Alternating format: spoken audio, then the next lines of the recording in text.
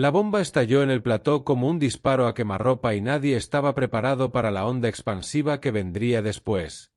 Todo comenzó con un susurro convertido en titular, con una filtración que parecía inofensiva y que terminó señalando directamente a Antonio David Flores en medio de un nuevo huracán mediático que lo salpica por un enfrentamiento inesperado con Diego Matamoros. Mientras en otro frente ardía el nombre de Carlo Costancia ligado a un supuesto bochorno que rozaba a María Teresa Campos y a sus hijas, Terelu Campos y Carmen Borrego. Lo que parecía un simple cruce de declaraciones terminó convirtiéndose en una guerra soterrada de egos, reproches, alianzas rotas y silencios que gritaban más que cualquier exclusiva. La tensión se respiraba desde hacía semanas. Antonio David, acostumbrado a navegar en aguas turbulentas, parecía haber encontrado cierta calma lejos de los focos más agresivos.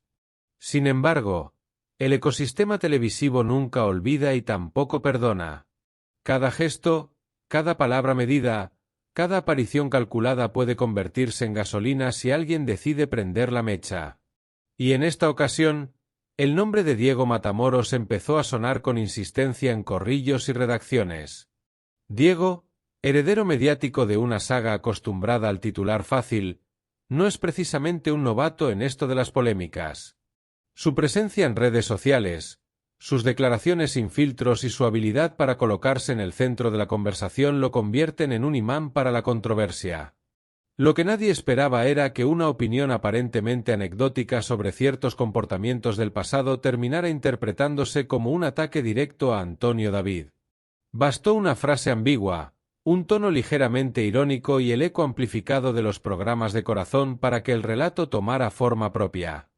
La narrativa que comenzó a construirse hablaba de reproches cruzados, de viejas cuentas pendientes, de lealtades traicionadas en el siempre frágil universo de los colaboradores televisivos.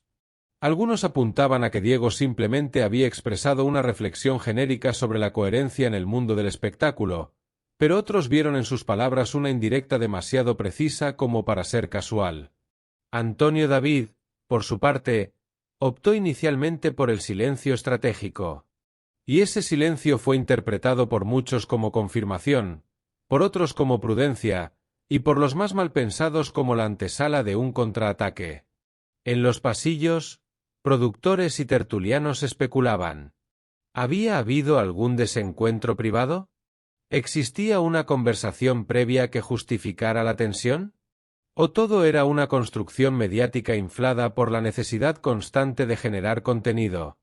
La maquinaria del entretenimiento no descansa, y cuando dos nombres conocidos coinciden en una misma frase, el engranaje empieza a girar con fuerza. Mientras tanto, en otro plató y bajo otra luz, comenzaba a tomar forma el llamado bochorno que implicaba a Carlo Costancia. Joven, carismático y acostumbrado a moverse entre la interpretación y la crónica social, su nombre apareció vinculado a un episodio incómodo en un evento público donde coincidieron figuras cercanas al entorno de las Campos. Lo que sucedió exactamente aquella noche es materia de versiones.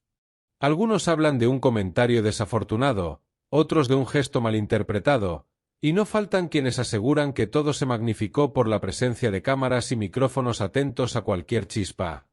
El apellido Campos pesa en la historia de la televisión española.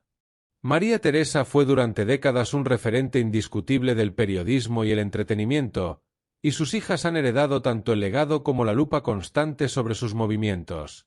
Cualquier roce, cualquier desaire o supuesto desplante se analiza con lupa. En ese contexto, que el nombre de Carlo apareciera ligado a un momento incómodo encendió todas las alarmas. Se habló de miradas tensas, de saludos fríos, de comentarios que no sentaron bien. Terelu, siempre directa, habría mostrado su incomodidad ante una actitud que consideró fuera de lugar. Carmen, más prudente en las formas pero igualmente firme, habría defendido la necesidad de respeto en determinados contextos. Y en medio de todo, la figura ausente pero omnipresente de María Teresa, cuyo legado actúa como termómetro moral para muchos seguidores de la familia. El relato creció como una bola de nieve.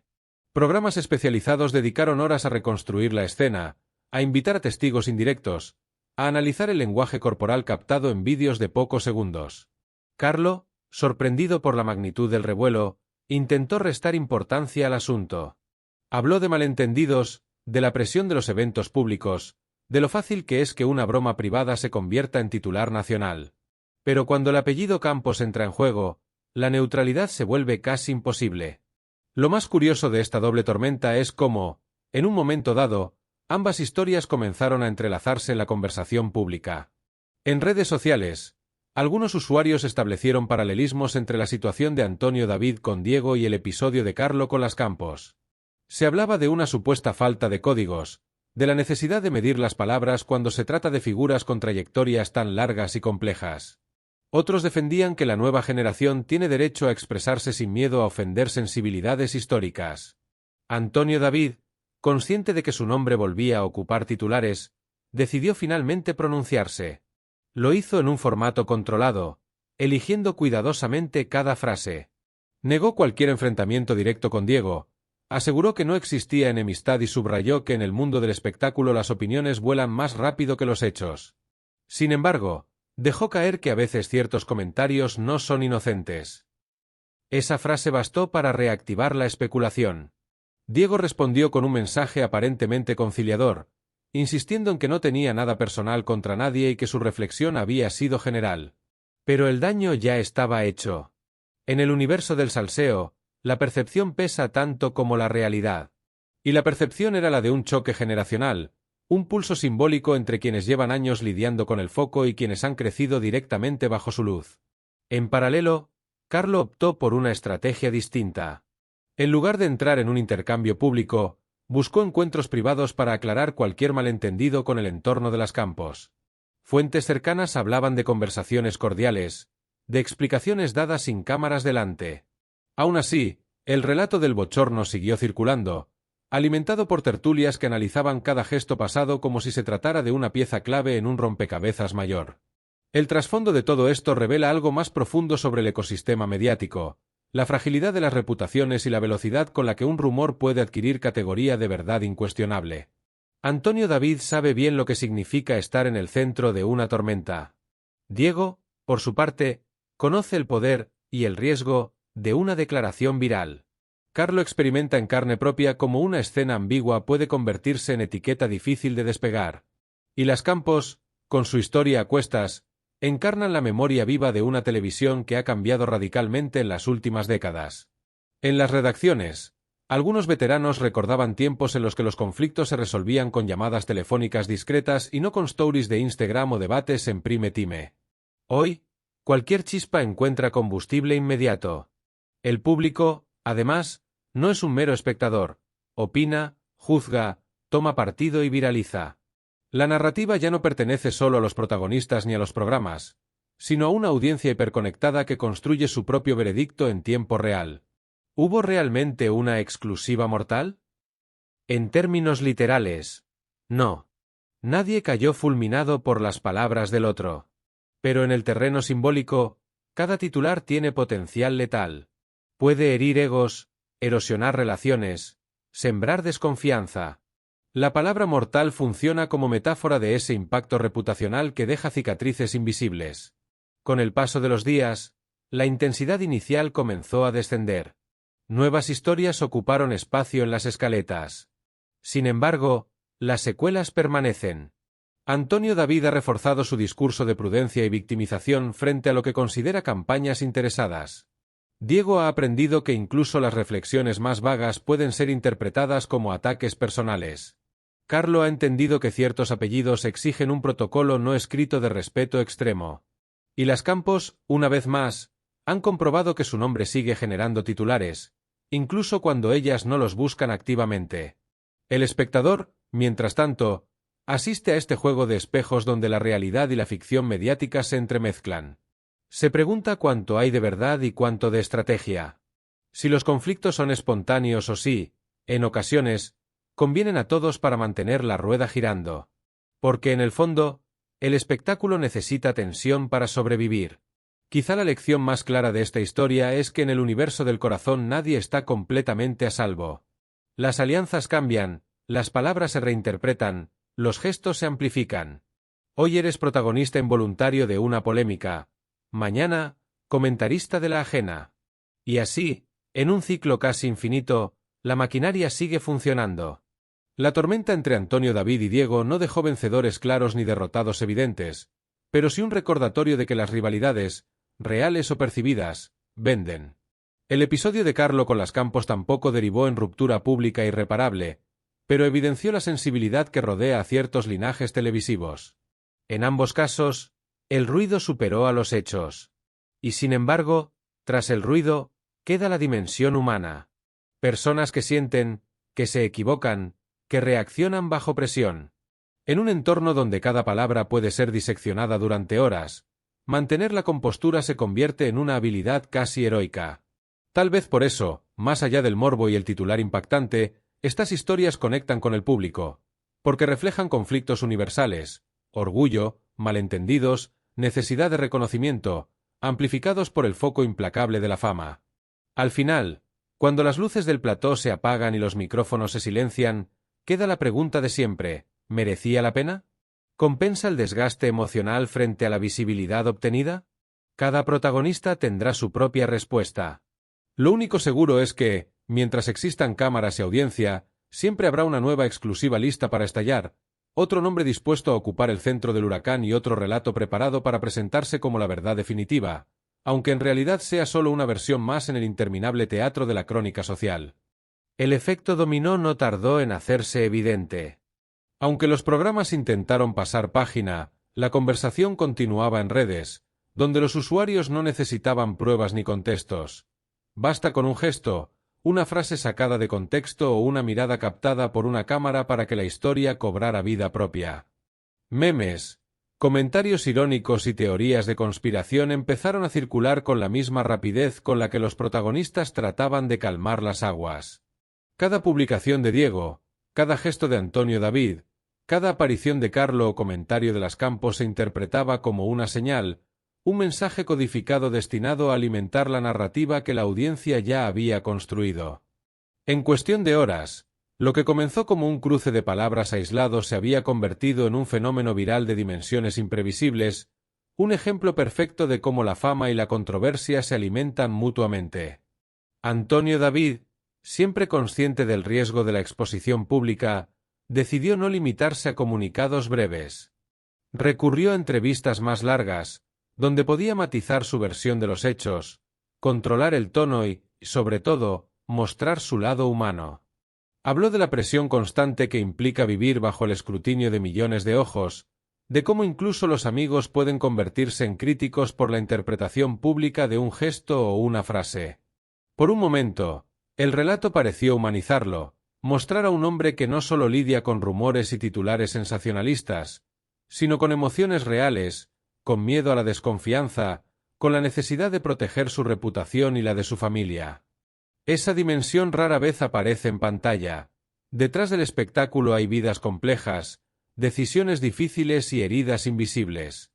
Diego Matamoros, por su parte, no se quedó atrás. Aprovechó sus redes para dar matices a sus declaraciones, aclarar que sus críticas no eran personales y, en algunos casos, reconocer que la interpretación de ciertos mensajes podía ser malentendida.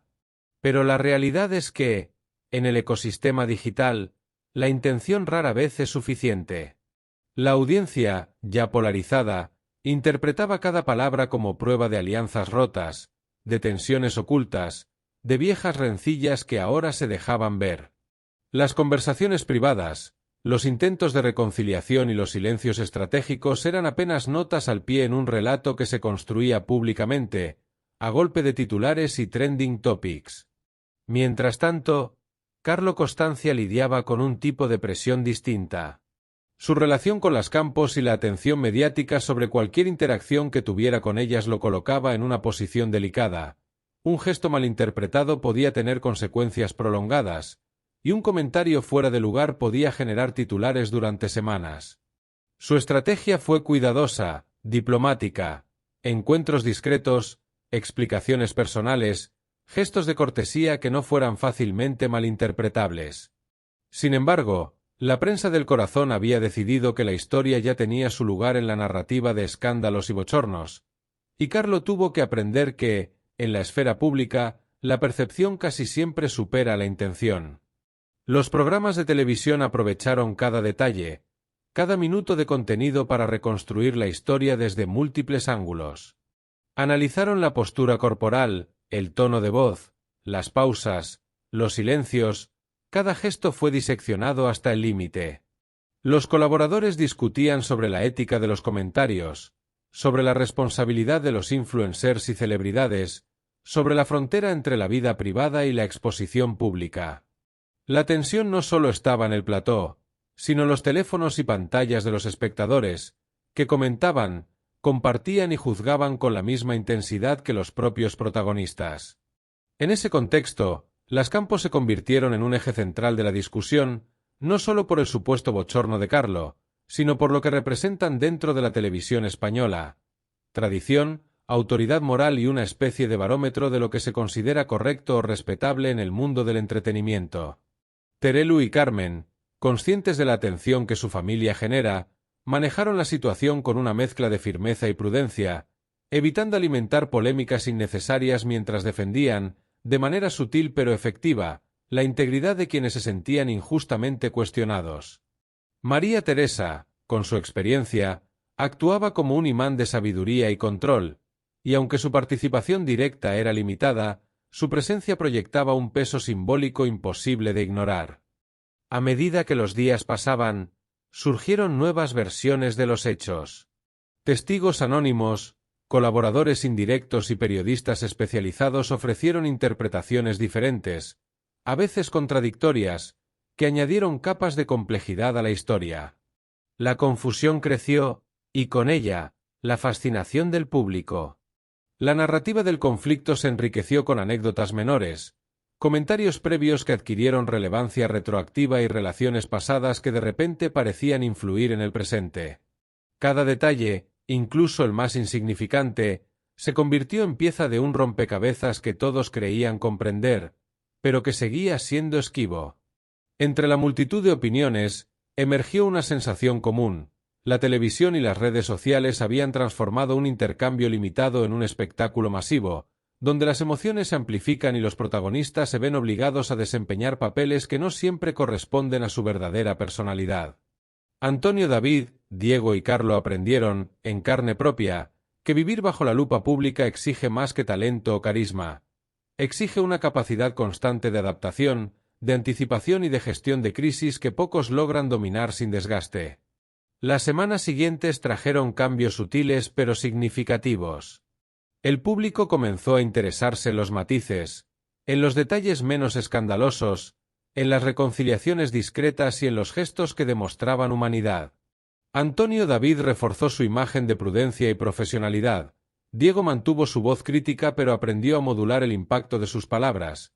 Carlos se volvió más consciente de cómo sus interacciones podían ser percibidas, y Las Campos reafirmaron su posición como referentes de respeto y autoridad mediática. El conflicto, que inicialmente parecía devastador, terminó por consolidar la idea de que la fama no es solo exposición, sino responsabilidad. Que cada palabra, cada gesto, cada silencio puede ser interpretado de múltiples formas. Que el público, aunque a veces cruel, también es testigo de la capacidad de los protagonistas para gestionar la presión y mantener cierta coherencia frente al caos mediático. La tormenta, lejos de dejar solo ruina, dejó enseñanzas sobre resiliencia, estrategia y la importancia de la comunicación consciente en el mundo hiperconectado. Pero incluso cuando la intensidad disminuyó, las secuelas emocionales permanecieron. Las conversaciones internas, los sentimientos de injusticia, los cuestionamientos sobre alianzas y lealtades, todo eso no desapareció con los titulares. Los protagonistas tuvieron que enfrentarse a un escenario donde la realidad y la percepción coexistían de manera compleja, donde la verdad absoluta era esquiva y donde cada movimiento requería reflexión estratégica. En ese sentido, La exclusiva mortal no fue solo un titular, fue un catalizador de reflexión, aprendizaje y, en cierta medida, transformación personal para quienes estuvieron en el ojo del huracán. El fenómeno también tuvo un efecto colateral interesante. Mostró la fuerza de la narrativa televisiva y digital como herramienta de influencia social. La audiencia se convirtió en un actor activo, capaz de amplificar, reinterpretar y, en ocasiones, dictar la dirección del debate. La interacción entre medios, protagonistas y público mostró que la polémica ya no es un hecho aislado, sino un ecosistema vivo, dinámico, donde la emoción y la percepción pesan tanto como los hechos. Finalmente, cuando el ruido inicial cedió espacio a nuevas historias, todos los involucrados comprendieron algo esencial. La fama es un terreno de constante negociación, donde los errores se amplifican, los gestos se exageran y las reconciliaciones se valoran más que las confrontaciones. La lección es clara, aunque dura: navegar la vida pública exige una mezcla de prudencia, inteligencia emocional y resistencia frente al juicio constante de un público que nunca duerme y cuya memoria retiene más titulares que hechos.